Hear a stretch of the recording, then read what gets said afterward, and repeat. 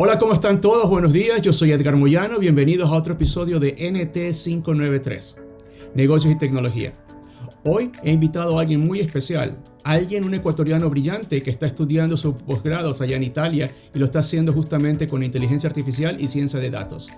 Él se llama Gustavo Mafle. ¿Cómo estás tú? Buenos días. Hola Edgar, buenos días. Mucho gusto con todos, Gustavo Mafla de Caronte Developers. Y sí, justo como dijiste, estoy haciendo mi posgrado en Italia en inteligencia artificial, y que es de lo que venimos a hablar hoy, ¿no? Datos de inteligencia artificial y cómo se pueden utilizar estos hoy por hoy en el siglo XXI para hacer más eficientes los procesos de tu empresa. Entonces, este es un tema que va a ser una mezcla de tecnología y de negocios, así que los invitamos a todos que nos pongan todas sus preguntas para poder responderlas en interno. Este tema también está muy ligado a lo que hemos venido hablando en las últimas semanas.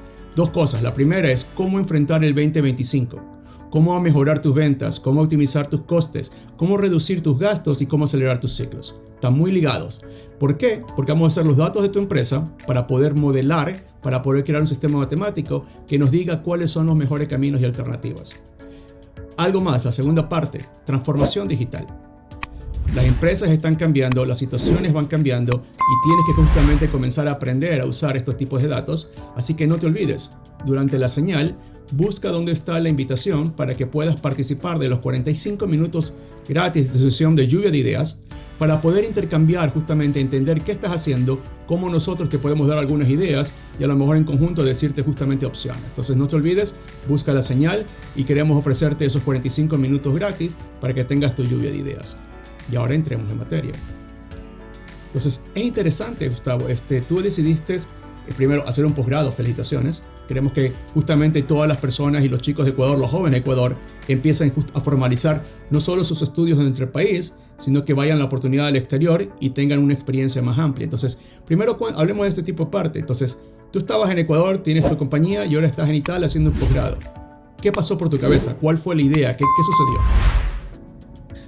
Bueno, te cuento que en la universidad yo estudié afuera igual, con el programa de becas que era por parte del CNCID en su época, el 2012, que me gradué ya hace 13 años de la universidad.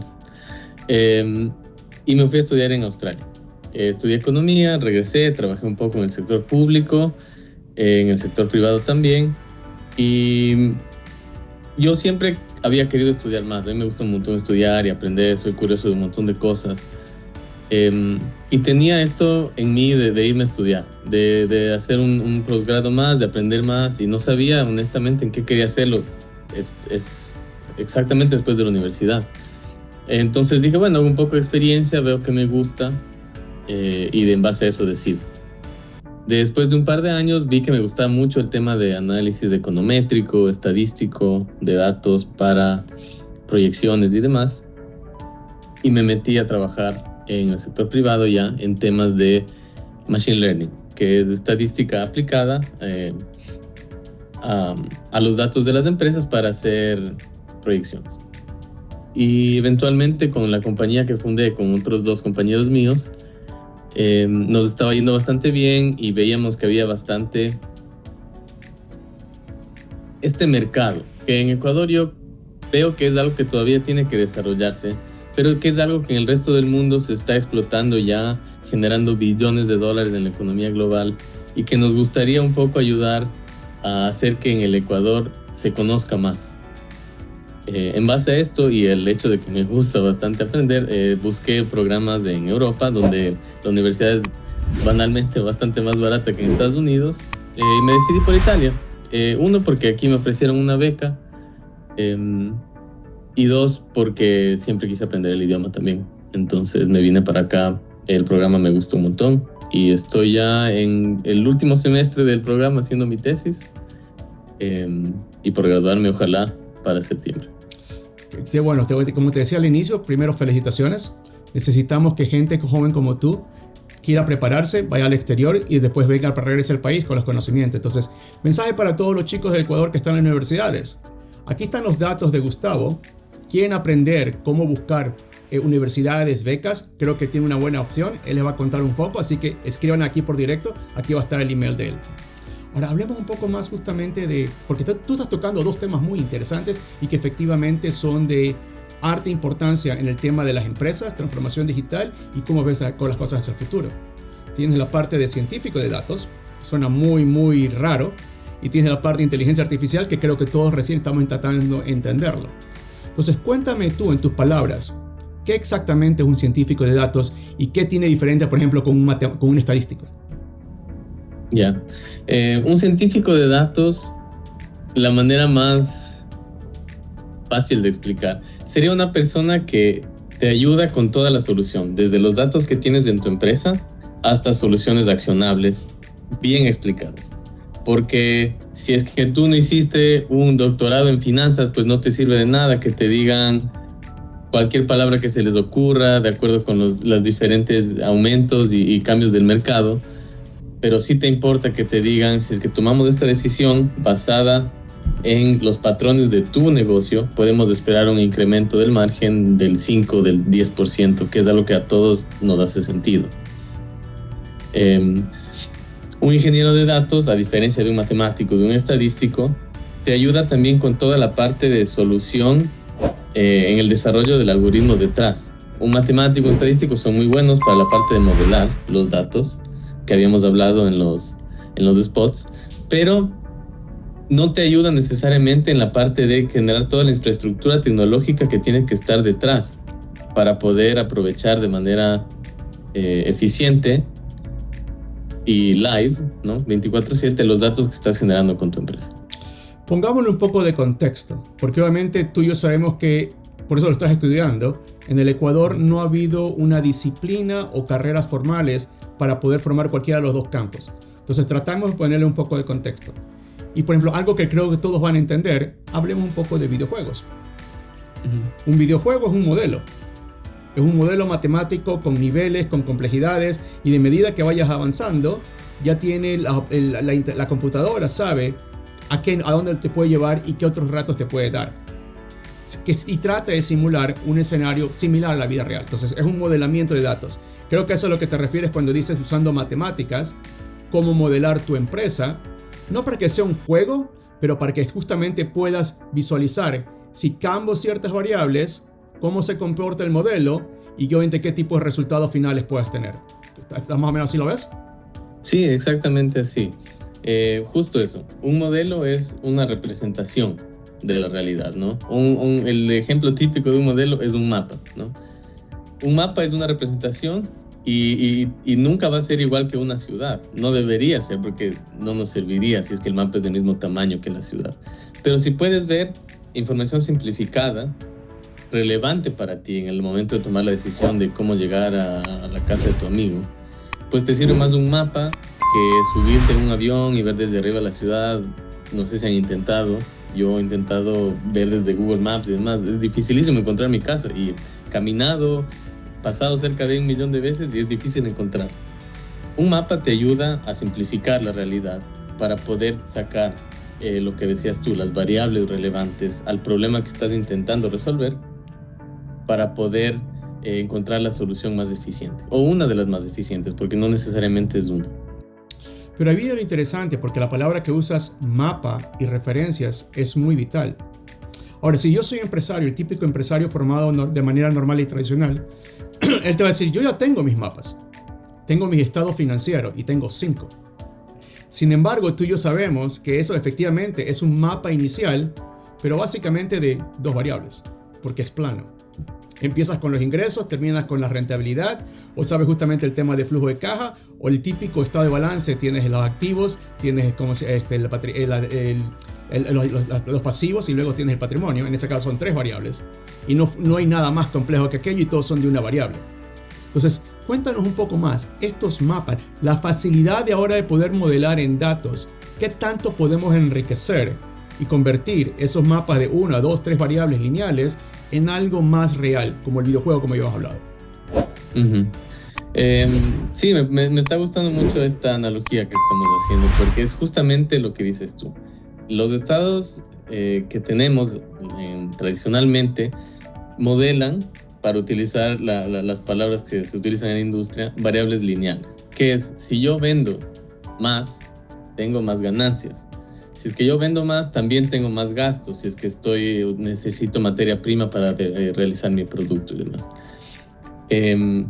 Para nosotras las personas es muy fácil visualizar, entender e interpretar variables lineales, como el ejemplo que les acabo de dar ahorita. El poder de la inteligencia artificial es que te permite modelar las diferentes variables de tu empresa en el hiperespacio. En más de 2 variables, más de 3, pueden ser 500 variables, 500,000.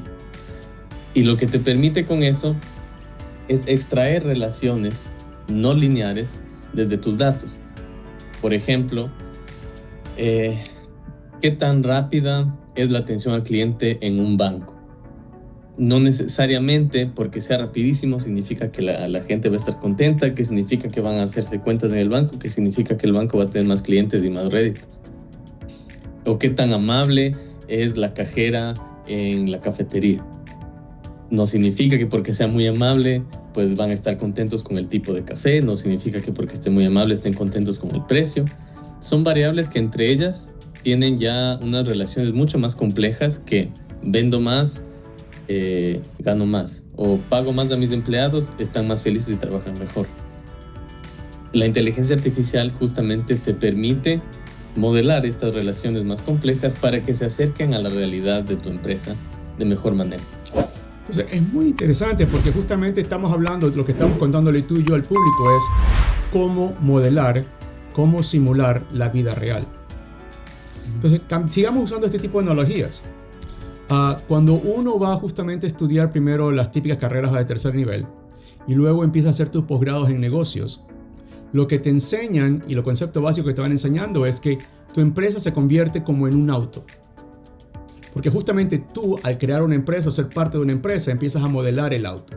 Y ahí viene la parte interesante porque dices modelar. Y la primera pregunta es, ¿qué tipo de auto quiero tener? ¿Quiero un auto que sea justamente un auto normal de la calle? ¿O quiero que sea algo súper sofisticado como una Fórmula 1? Ahora, en la vida real, los recursos son limitados. Y que tratar de crear en vivo, en directo, un auto o el otro implica mucha cantidad de dinero.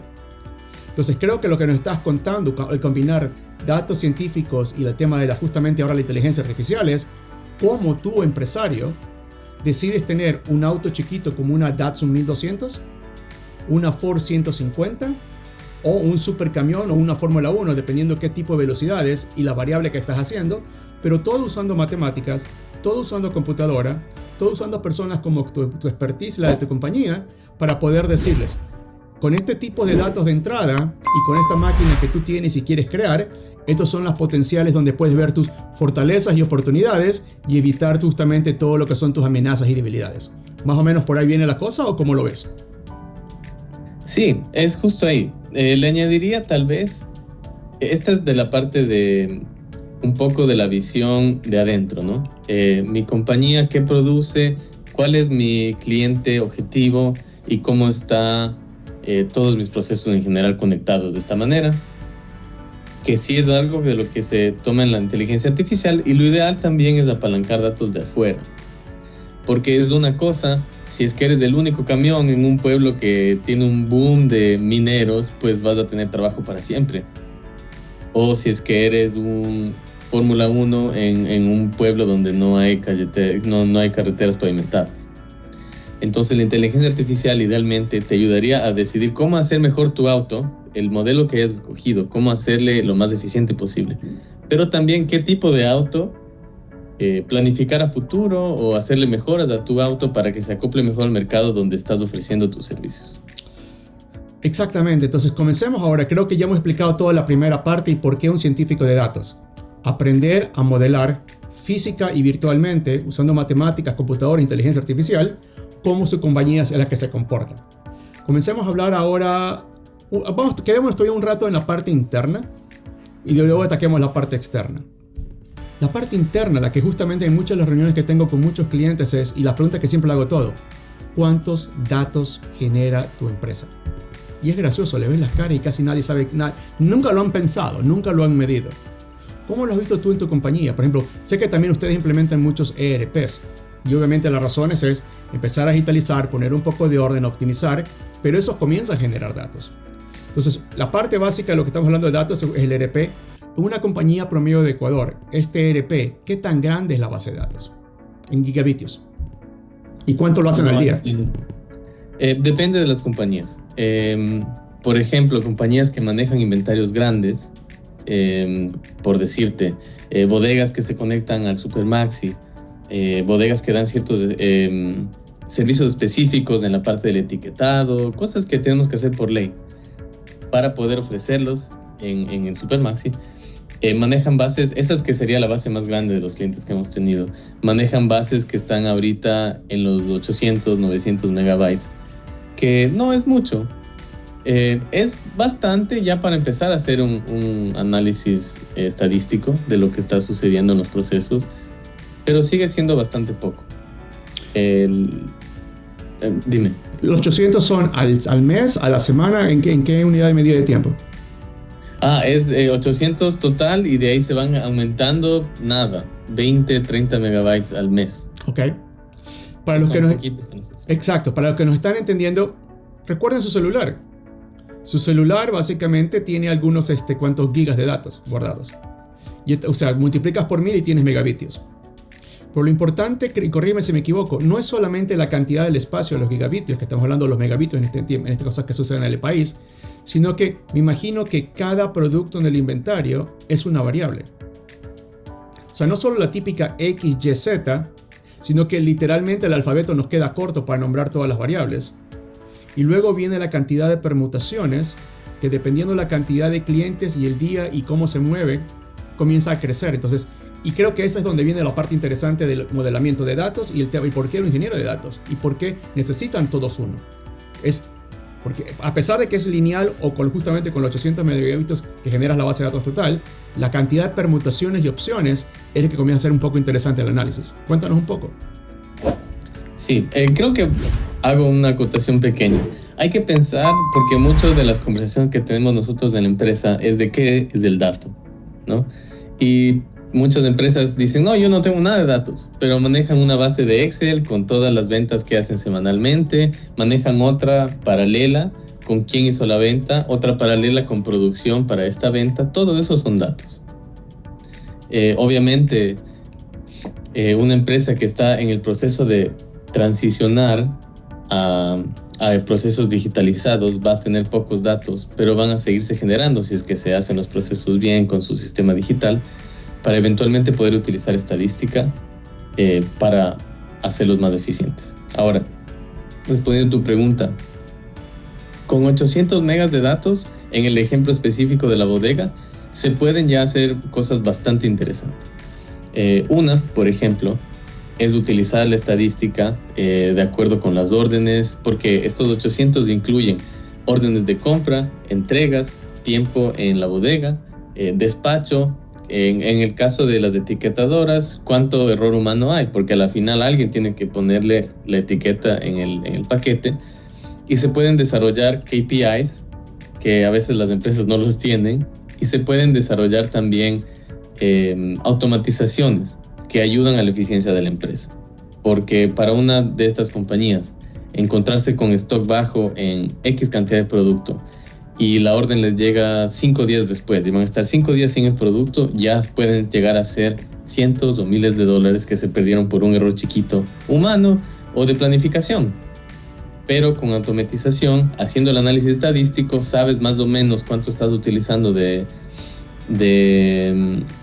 tu específico producto que tienes que pedir en base también a las órdenes que tienes, porque no es que yo cada 6 meses compro 10,000 y eso me queda bien.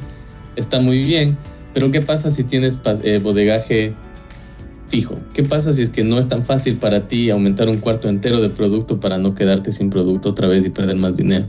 Todas estas pequeñas decisiones que tenemos que hacer en nuestra planificación se pueden optimizar con el análisis estadístico de los datos que tengamos. Y creo que estás diciendo algo muy interesante, porque efectivamente los ERP no son nuevos, tienen bastante tiempo en el mercado, y lo que mencionas es la palabra clave que se llama optimizar el proceso interno de la empresa, y como consecuencia digitalizas para poder hacer análisis de datos.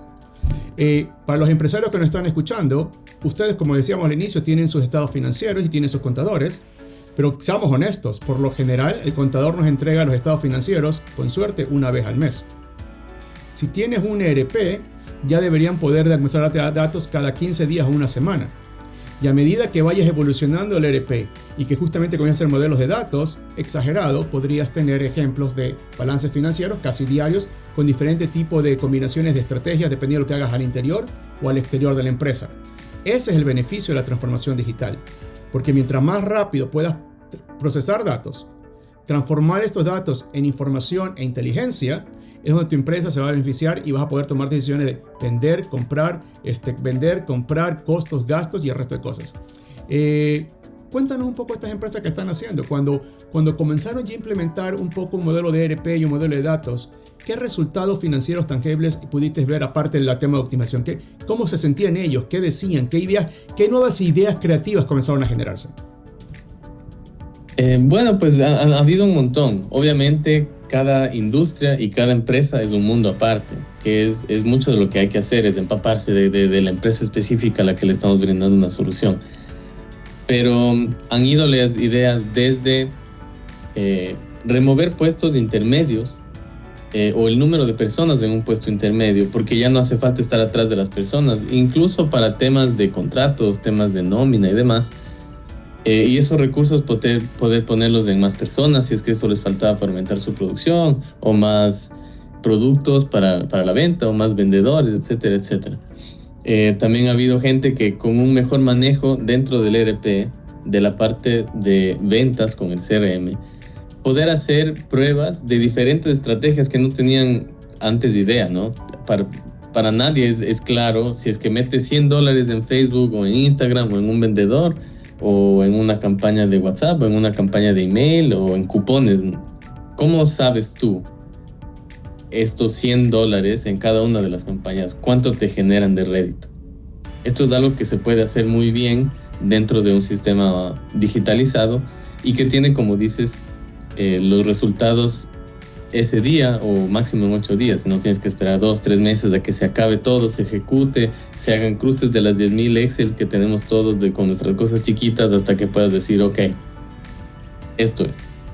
Entonces es muy importante lo que acotas, porque estamos hablando no solo de evitar errores humanos, sino también obviamente la velocidad con la cual puedes comparar toda esta cantidad de datos en un tiempo determinado con recursos de manera eficiente. No solo personas, sino también los procesos que tienes al interior de la empresa.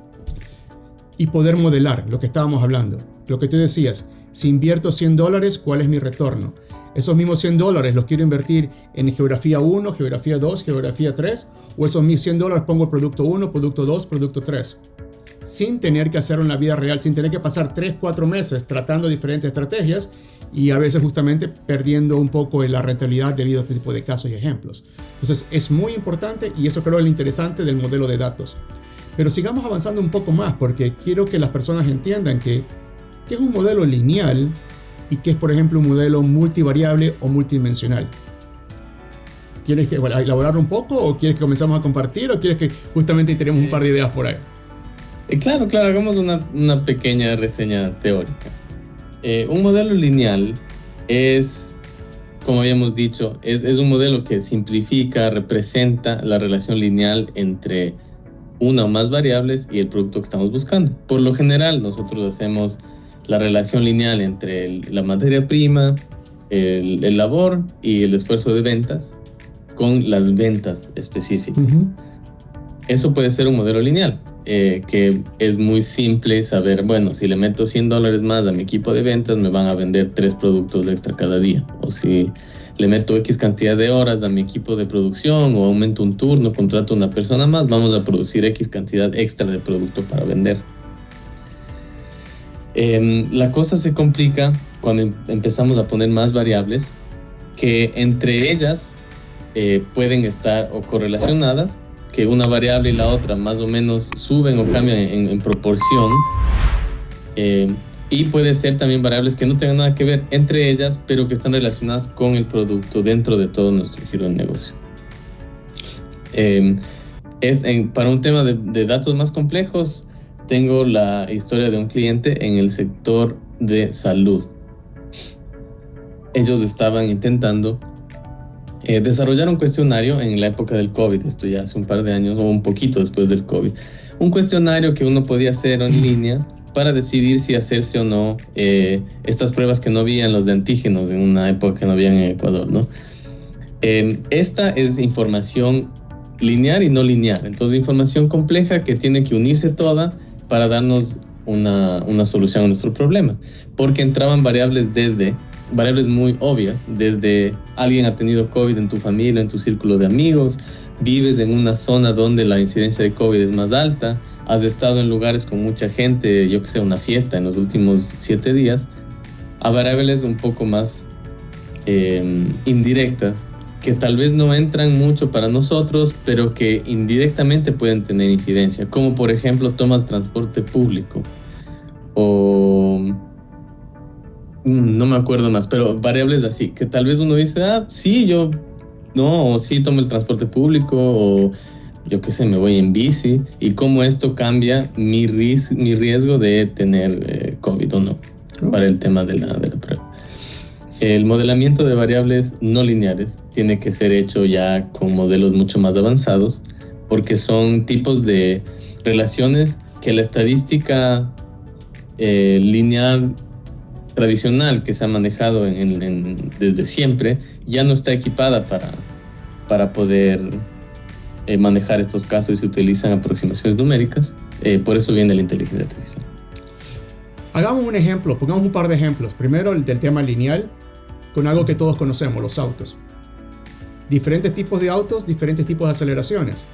A todos creo que en Ecuador nos gusta manejar un auto, y creo que se han dado cuenta que cuando quieren avanzar rápido y aplastas el pedal del combustible, no todos los autos responden igual, porque justamente son las máquinas que estén diseñadas y la aceleración no es lineal. Justamente es un ejemplo de lo que estamos hablando. Dependiendo del auto, dependiendo justamente de cómo lo has configurado, la explosión de los cilindros, todo, el auto, cuando aplastes el pedal, el auto se va a mover más rápido, más despacio, o incluso cuando quiere frenar. Creo que es un ejemplo de no lineal que lo aplicamos y lo vimos todo el día. Pero aquí quiero que hagamos un pequeño experimento con todo el resto para algo que es muy real para las empresas. Y usemos un poco justamente la imaginación, porque también creo que tiene que ver mucho con el tema de modelamiento. Si tenemos un pedazo de metal y lo calentamos de un lado, ¿qué tan caliente o qué tanto la temperatura se propaga a través del metal? Para el ejemplo de la empresa tengo el mercado, que es la tabla, justamente el pedazo de metal, quiero poner un nuevo producto en un lugar específico de un mercado, ¿qué tan rápido ese producto se va a propagar a través de todo el mercado ecuatoriano? Eso es justamente otro ejemplo de producto de unas variables no lineales y otras justamente multidimensionales. Entonces, la transformación, y eso justamente creo que todos pasamos por clases, muchos pasamos por clases de cálculo. Eso ya son justamente clases de cálculo avanzado 2, 3 y 4, y ahora se hace mucho sencillo con el tema de la inteligencia artificial. Entonces, tenemos empresas, tenemos estados financieros, sabemos cuánto tiempo se demora, es un modelo lineal de 1 a 2 variables. La propuesta que estamos haciendo Gustavo y yo es: conversemos qué significa y cuáles son los ejemplos en un mundo multivariable, multidimensional, como un videojuego. Hablemos un poco de inteligencia artificial, porque le contaba mucho a la gente muchas veces, inteligencia artificial en realidad existe desde los años 60. Y la gran diferencia ha sido el costo computacional de acceso a tecnologías para poder hacerlo. Un fenómeno que está pasando mucho en los Estados Unidos es, inicialmente en esta nueva época, de hace 3-4 años atrás, todo el mundo quería crear el nuevo algoritmo de la inteligencia artificial para una empresa determinada. 4 años después, creo que la idea está cambiando y lo están haciendo segmentados. Creo que vamos a ver pronto compañías especializadas creando algoritmos para finanzas, para diferentes tipos de industrias verticales. Entonces, desde tu punto de vista, cuéntanos un poco y danos un poco más de detalle. Tienes el cerebro de la inteligencia artificial y luego tienes, por ejemplo, la capa como el ChatGPT, que justamente es el LLM, la Language Large Models. ¿Dónde ves tú? ¿Cuáles son las conversaciones hoy día en la academia?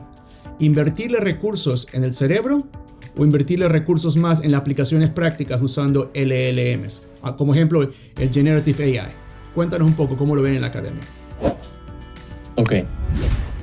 Sabes que en la academia hay las dos. corrientes de pensamiento, ¿no? Una, porque obviamente hay mucho dinero que están dando como grants para hacer investigación en aplicaciones directas a empresas. Aplicaciones directas en todos los ámbitos que se puedan imaginar, desde análisis de riesgo, que se utiliza ya un modelo de inteligencia artificial a muy grande escala en toda Alemania. Si es que quieres desde rentar casa hasta tener un préstamo, ya pasas por esta inteligencia artificial que toma y analiza de manera no lineal todas las variables acerca de ti.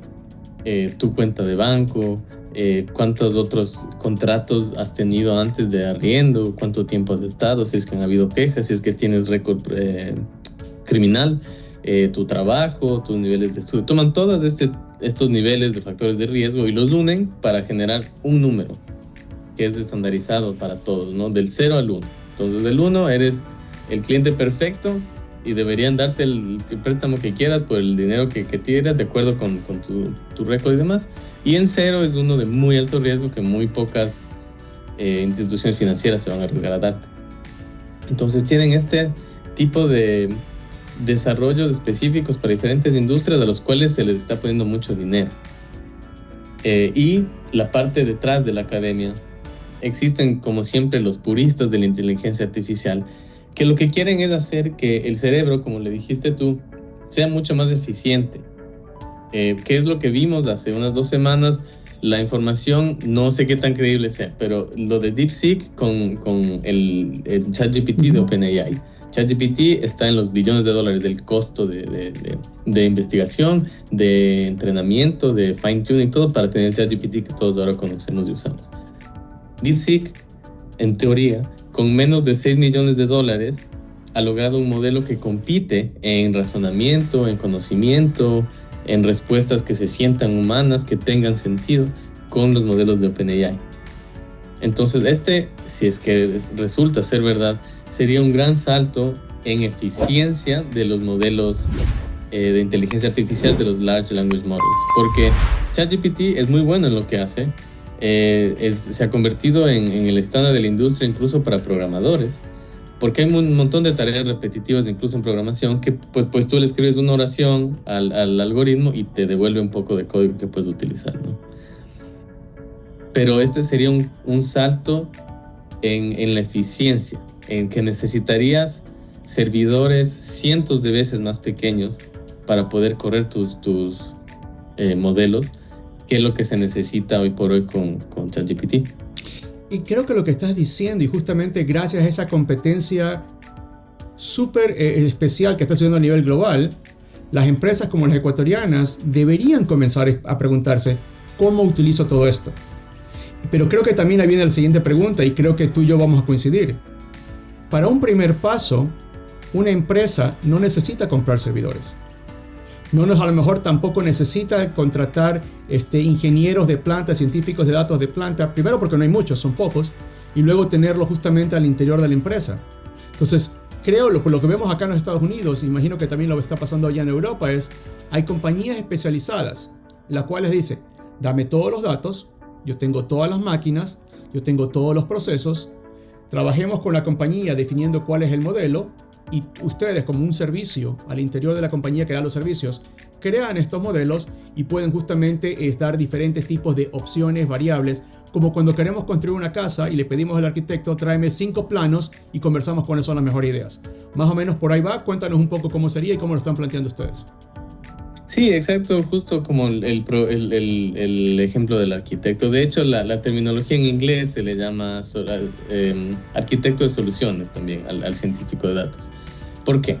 Porque tú al arquitecto, en el precio, te cuesta más un arquitecto que, digamos, un albañil. Y no le vas a decir al arquitecto, hazme todo el diseño y todo, y también tú mismo métete a hacerme la casa desde cero. Se puede hacer, pero te va a costar 3-4 veces más. Lo ideal es que alguien que tenga la experiencia analice los datos de tu empresa, te ofrezca las 4, 5, X cantidad de soluciones de acuerdo con la complejidad de los datos que se están manejando, y se implemente una o dos o varias para hacer diferentes pruebas a lo largo de un par de semanas y ver cuál está desempeñando mejor en el mundo real. Termino con esto, y es un servicio que no necesita que tengas a alguien de planta o un equipo de planta, porque a veces todo el tema de la solución es suficientemente complejo para necesitar diferentes áreas de expertise de diferentes ingenieros. Y puede ser una solución mucho más eficiente para tu empresa contratar un equipo que te la desarrolle y luego tú tienes ahí en los servidores en la nube para que solo te generen las respuestas que necesitas. Y creo que al tenerlo afuera, justamente con un servicio con servidores especiales, personas especializadas y con experiencia de otros proyectos, creo que la otra variable que es muy valiosa estos días es el tiempo que te demoras tú en poder crear un modelo y entregarlo. Solían hacer 6 a 8 meses, creo que ahora en cuánto tiempo puedes justamente empezar a mostrar resultados. Dependiendo de la complejidad de los datos de cada empresa, yo diría en un mes ya tenemos resultados preliminares bastante parecidos al modelo final. Entonces quiere decir que un empresario, lo que habíamos hablado, tengo $10,000, creo el modelo, en el modelo pongo simulaciones de diferentes tipos de escenarios para ventas, costos y márgenes, lo puedo primero simular en la computadora y lo puedo luego validarlo en un mes en la vida real y justamente dar el siguiente paso de inversiones. ¿Es más o menos lo que nos estás planteando? Sí, exactamente así. Y la idea es que estos 10,000 por el equipo de personas que tendrías es menos de lo que deberías gastar para desarrollar la solución. Y el dinero que se ahorra, si es que tienes para invertirlo, sería bueno invertir en diferentes estrategias de ventas o lo que sea que estés tratando de optimizar, para después ver cuál es la que genera mejores réditos y quedarte con esa de ahí en adelante. Entonces, de lo que pues comencemos a cerrar un poco. Entonces, primer cosa que estamos diciendo al empresario ecuatoriano, si tienes hojas de Excel, no es lo ideal, pero tienes datos. Datos manuales también te sirve para este proceso de modelamiento con el alcance que tienes.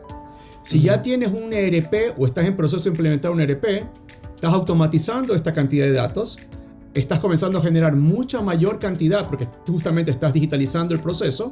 Entonces vas a necesitar un ingeniero de datos para seguir analizando la información que tienes. Y a medida que va creciendo la complejidad de tu negocio, necesitas más herramientas, más servicios para poder justamente modelar y tratar de atacar mejores mercados más grandes y poder hacer variaciones en un menor tiempo de corto posible y poder maximizar la inversión que estás tratando de hacer. ¿Más o menos es lo que estás planteando? Sí, exactamente. Y solo decir que esta necesidad que crece con el número de datos y demás es una necesidad en función de la producción. No es que tus gastos van a seguir creciendo mientras más datos tengas, pero sí las oportunidades. Y ahí es una oportunidad de inversión para el empresario que se puede tomar o no, pero no es que te genera más gastos con más datos, ¿no? Es solo que tienes más oportunidades. Bueno, y hablemos de datos, ya que lo estamos hablando, porque pongamos un poco más de contexto, porque dijimos que datos es un activo. Y siempre me gusta recordarle a la audiencia que, por ejemplo, Amazon genera 1 petabito, 1000 petabitos al día. Y Amazon no tiene, solamente son datos. Y Amazon, si van al mercado de valores y buscan cuánto cuesta, está arriba de los $3 trillones.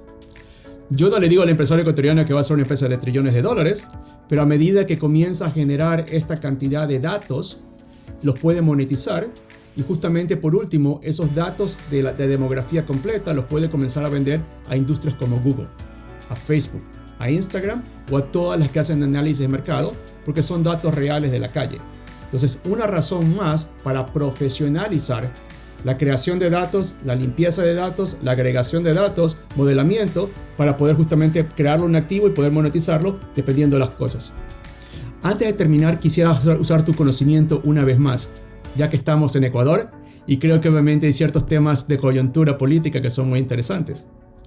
¿Te parece si hablamos un poco de las encuestas? Sí, claro. Todos en Ecuador hemos visto las encuestas y hemos visto justamente lo que sucede alrededor de aquella. Y creo que, por ejemplo, algo interesante, el modelo de las encuestas, sobre todo los exit polls, se generó alrededor de los años 50 en los Estados Unidos. Pero obviamente los Estados Unidos y Ecuador son, de los 50 y el Ecuador de ahora son completamente diferentes. Para los que no entienden, Estados Unidos es una distribución geográfica bastante amplia, en la cual las personas están en las ciudades y en las ciudades están bastante categorizados. Sin embargo, por ejemplo, cuando vas a Quito, Guayaquil o cualquier parte, Cuenca, cualquier parte del Ecuador, tú ves que tienes un barrio y la demografía alrededor del barrio se comporta completamente diferente.